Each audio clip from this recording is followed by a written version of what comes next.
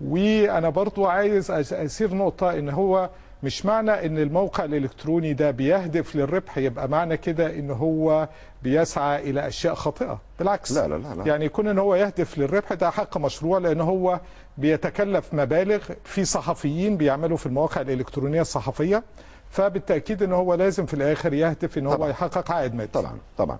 خلونا ناخذ محمد من العراق. محمد مرحبا. الو السلام عليكم. وعليكم السلام، يا مرحبا. تحياتي لك وتحياتي لضيوفك الكرام. الله يبارك فيك. اخ حفيظ، بسبب المنتديات وموضوع اليوم، المنتديات شيء مهم كثير في حياتنا نحن خاصة الشباب. ليش؟ نحن هاي المنتديات وفيها فيها افكار كثيرة وفائدة للاعلام وحتى لجيلنا الشباب. تجدون فيها ما لا تجدون فيها ما لا تجدوه في التلفزيونات والاذاعات والصحف؟ نجد في اخبار كثيره ما تنزل في الصحف وفي القنوات، خاصه نحن في منتدى الجزيره الرياضيه، نحن كاعضائها عندنا صحيفه لاعلاميين واخبار الاعلاميين، خاصه اخبار اعلامي الجزيره فيه واخبار المنتديات الاخرى.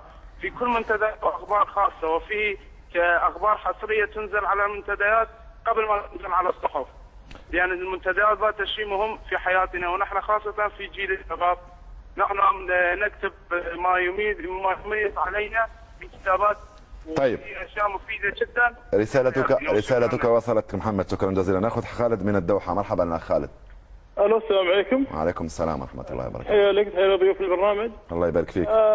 انا اعتقد ان المنتديات حاليا المنتديات العربيه الرياضيه خاصه، يعني صار هي عباره عن تمثل يعني الحواري بالنسبه للعبه كره القدم، اماكن يعني يعني بدات تحوي العديد من المواهب التي الغير مسؤوله، ولكن فيها كثير من المواهب التي يمكن قد لا توجد في بعض الانديه. المنتديات يعني عباره عن مجموعه من الشباب هم يعني كونوا بيئه، جمعتهم حب الرياضه، واستطاعوا يعني من خلالها انهم يعني هل انت مع ام ضد هذه المنتديات؟ انا معها وبقوه، وانا اعتقد ان المنتديات باتت من القوه بحيث انها صارت تمثل احد المصادر التي تهتم بها فرضت نفسها الصحف لجس نبض العام للشارع الرياضي تجاه قضايا معينه، شكرا. تواجه مواقف معينه، وحتى نعم. لتستنبط اخبار معينه تثير اهتمام الصحافه. نعم خالد، تسمع عنها قضيه. شكرا جزيلا خالد. دعنا ناخذ هذا الايميل من ميرا ريم اعتقد، تقول بان المنتديات الكرويه على النت ارى انها نقمه على مجتمعنا العربي الذي يستفز لاتفه الاسباب ويتاثر لارخص الكلمات مما ينعكس على سلوكه، فلما يتصفح اي شخص منا مثل هذه المنتديات يجب ان يعلم انها لا تخضع لشروط ولا تلتزم بمعايير محدده لها، بل يمكن لاي فرد من عامه الناس ان يؤسس لمنتدى ويسميه كما يشاء، هو يخصص هذا الفضاء لاشياء تافهه ولا فائده منها الى ما غير ذلك. طبعا هذه الملاحظه الموجهه للاستاذ غازي السويغ، واصيغها في سؤال اخر: هل لكم ميثاق وضوابط وحدود واخلاقيات كما هي موجوده في اخلاقيات؟ نعم، لنا حدود يعرفها الجميع في عالم يعرف الجميع، وكل عضو يعرف ما له عليه. كيف تتصلون؟ كيف يتم عمليه التواصل بينكم وبين الاعضاء؟ التواصل يعني بين رسائل هل تلتقون فيما بينكم؟ نعم، التقاءات في جميع الدول العربيه. مثلا في السودان مثلا يتجمعون الاعضاء في الخرطوم، في درمان. اقصد مع المشرفين المباشرين. في لقاءات مع المشرفين المراقبين وغيره، بس لكن اقول لك يعني الاعضاء عملوا يعني توازن، زي في السودان في توازن بينهم، في السعوديه مثلا، في الجزائر، في مصر يكون تجمعات اعضاء منتديات كوره. يعني دائما كنت جماعات الاعضاء منتديات كوره في جميع الدول العربيه. طيب، هل تحسبون انفسكم على الاعلام الرياضي معه ام ضده؟ لا، احنا لنا توجهنا الخاص وهم توجهاتهم الخاصه. كيف توجه خاص؟ انتم هدفكم اعلامي بالدرجه الاولى. احنا هدفنا اعلامي. أيوة. اعلامي يجمع الشباب العربي. كيف يجمعهم؟ يعني فرقتوا في الكثير من الاشياء، المنتديات فرقت في الكثير من الاشياء بين العرب. عندنا احنا حتى داخل البلد الواحد. نعم. يفرقون بين الشباب والنصر والهلال والاتحاد. ابدا اتكلم عن المملكه مثلا. ابدا، وهذه اراء، كل واحد منهم يقول اراء. انا تزيد الفرقه، لا مثلا تزيد الاحتقان. انا فتحاوي معي نادي صعد درجه ممتاز السنه الثانيه، كل يتهمني انت هلالي نصراوي اتحادي اهلاوي، كل الانديه اتشرف فيها، بس انا فتحاوي مثلا ويجيك يوم اتهام انت هلالي متعصب للهلال، انت متعصب للنصر، انت متعصب لاهلي الاتحاد. هذا مشكله عندنا في الثقافه العربيه. العصبيه موجوده عندنا، موجوده بقوه في جميع. تعتقد بانها عيب العصبيه؟ لا بالعكس، بس لازم تكون يعني بشكل اقل وبشكل محدود. يعني دعنا ناخذ من المملكه العربيه السعوديه من معنا. مرحبا. الو السلام عليكم. اخ عبد الله مرحبا. وعليكم السلام، تفضل. الله مساكم. اخ حفيظ، مع انك منعت قول الاعجاب، ولكنني لا اجد بدا من قول انني معجب بك جدا. الله يخليك، الف شكر، بارك الله فيك. شكرا. بالنسبه للمنتديات انا مؤيد جدا، واختصارا للكلام انا مؤيد جدا جدا للمنتديات، والسبب بسيط. الان اي خبر يشاع او اي قول يقال اول ما يتوجه اليه الجميع ما هو؟ منتدى. الجواب بكل بساطه عن المنتديات. نعم. طبعا المنتديات تختلف في مصداقياتها، هناك منتديات ربحيه ومواقع ربحيه واعلاميه ولكن اعتقد ان الشعوب اصبحت تستطيع التفريق بين المنتديات التي تاتي بمصداقيه حقيقيه وبين المنتديات الربحيه وما الى ذلك. فقط هذا ما اردت قوله. الف شكر، بارك الله فيك الاخ عبد الله. طبعا تأييد واضح لهذه المنتديات من طرف الكثير ممن يتصلون بنا. هل هذا يعود الى ازمه ثقه بين القارئ وبين الصحافه المكتوبه؟ القارئ لم يعد يثق في الصحافة المكتوبة ووجد هذا الفضاء متنفس له. هو أعتقد أن الصحافة المكتوبة ما قدرتش أنها تتواكب مع التغييرات اللي حصلت في المجتمع ودخول شبكة الإنترنت ليها. الصحافة المكتوبة لازالت تعتمد على الصحافة على حوار من طرف واحد، من طرف الكاتب إلى القارئ، إنما الكاتب ما بيسمعش القارئ بيقول ايه. بس هناك تعليق على المواقع، بعض المواقع الإلكترونية، إنما لو اتكلمنا على الصحافة المكتوبة فقط فهي حوار من طرف واحد. الصحافة الإلكترونية فيها نوع من الحوار، إن هو في تعليقات فالقارئ بيقرأ هذا التعليق، وإن كانت بعض المواقع برضو بتمنع التعليقات عليها، فبيظل الحوار من طرف واحد. لو تخيلنا أن هذا البرنامج ونحن لا نتلقى مكالمات تليفونية ولا إيميل، كان هيبقى البرنامج شكله مختلف بالتأكيد، في اتجاه واحد.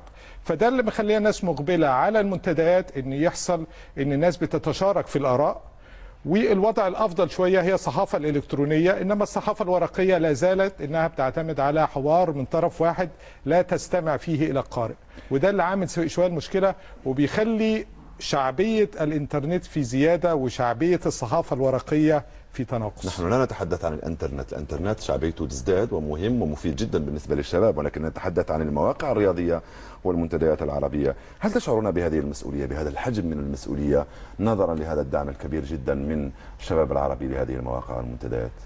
هم الأساس عندنا، الأعضاء هذول، الأعضاء بالعدد الهائل هذه يعني يجب أن نحافظ عليهم والاهتمام فيهم وتوجيههم على المحبة بين الشعوب. هل عندكم فكرة عن عدد لا، الأعداد هذه أمور خاصة، أعدادنا احنا منتديات بالملايين لله الحمد. يعني هو المنتدى الوحيد العربي عالمي، يعني وصلنا العالمي ولله الحمد، يعني بفضل الله. ثم الأعضاء متواضع جدا أخ غازي، متواضع جدا، وصلتم للعالمية لا الحمد، يعني بفضل الله. ثم مدير الموقع يعني وجهوده طيب. والزملاء المراقبين. خليني بعدين نطرح عليك سؤال مستفيد شوية بعد ما ناخذ أبو عمر من المملكة المتحدة. مرحبا أخ أبو عمر، أهلا وسهلا. السلام عليكم. وعليكم السلام، تفضل. أستاذ حفيظ، أرحب فيك وأرحب بالأخ أبو عبد العزيز والأستاذ الضيف اللي معك الأستاذ عمر سامي. الأستاذ عمر سامي. عندي نقطة وضحها. تفضل باختصار الله يخليك. الأخوان بخصوص المواقع الإلكترونية الحين اللي أكثر الإعلاميين بعد اعتزالهم أو فشلهم أو بسبب طردهم أو إبعادهم كما يحدث عندنا بالسعودية، أنهم على طول يتجهون إلى مواقع إلكترونية. نعم. أو المنتديات أو الصحف الإلكترونية، وهذا اللي يبغى فيها تعليق سريع. يعطيك العافية. شكرا جزيلا أخ عبد الله، بارك الله فيك. خلينا ناخذ مولود من الجزائر. مرحبا. مرحبا أخي حفيظ، مرحبا أخ غازي. تفضل. والله شيء أول التفاتة رائعة منك أخي حفيظ، استضافة الأخوين، ونقطة مهمة جدا أن لفتها أول محطة على المستوى العربي. عندي نقطتين راح نتكلم فيها. تفضل باختصار. أخي حفيظ، نعم. أكد أن المنتديات هي منجم الصحافة، أكبر شبكة مراسلين هي في المنتديات. العضو يبحث عن المعلومة في كل مكان، والصحافة تأخذها ببساطه وتنتبه لنفسها. النقطه الثانيه اخي حفيظ، المنتديات عليها رقابه، وهذا ما يتمثل في الرقابه المفروضه على اي مشاركه من طرف المشرفين ثم من فوقهم المراقبين، اي معناها كاين رقابه موجوده على المنتديات وكاين ميثاق، والاخ غازي ابو عزوز معناها من الناس اللي تعرف توجد رقابه. انت عضو في المنتديات هذو؟ انا مشرف من مشرفي المراقب غازي وعضو في فريق عمل موقع كره. واضح من الحكم الجزائري هذا الجزائري. بروح دقيقه من اخ حفيظ مقابله. اقل من دقيقه. الجزائري يتكلم على ما هو جزائري. الجزائريين اغلب الشباب، هل تعلم اخي حفيظ ان هناك لاعبين كانوا من تم تسليط الضوء عليهم في المنتديات، امثال جبور وامثال غزال كانوا من احد الاعضاء وتم تسليط عليهم طيب. وكاين هناك امر. المدرب حكيم سعدان كان من اعضاء منتديات كره جزائريه. الله الله الله. طيب خليني هذا يقودني الى سؤال اخر. شكرا جزيلا مولود من الجزائر. يقال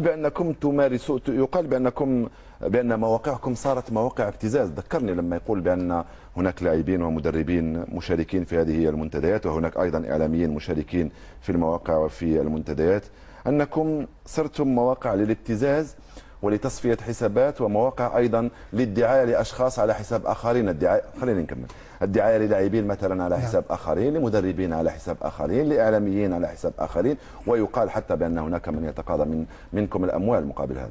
هذا غير مسموح اطلاقا. ولو نعرف، ولكنكم تعرفون بان هناك من يتقاضى الاموال. ابدا ابدا ابدا. لو نعرف اي شخص يقوم بهالدور هذا ما يبقى يوم واحد. يعني هذا الامر موجود ايضا في الصحافه، حتى موجود في الصحافه، ولكن صار موجود الان حتى في المواقع المنتديات. بالنسبه عندنا احنا في متابعه ومراقبه دقيقه جدا. كيف تعلمون بان بعض الاعضاء يعملون الدعايه مثلا للاعب اكس مثلا؟ لاعبين احنا الاستفتاءات، حتى الاستفتاءات الموجهه نتابعها. نتابع الاستفتاءات يعني، وهي على امانه المشرف بعد. مخافه الله.